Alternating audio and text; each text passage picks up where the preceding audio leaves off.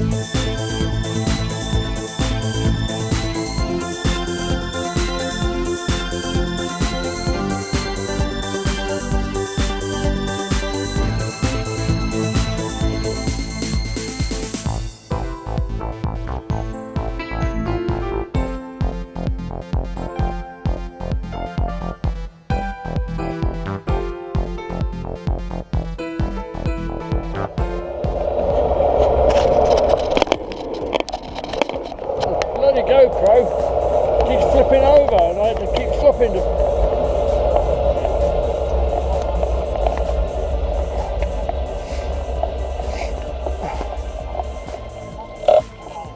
Oh. Well, we might as well ride back now, Russ. Okay. We're virtually there, aren't we? Yeah, it kept flipping over and it's a bit bumpy, isn't it? I stopped and had to pick it up and then start again.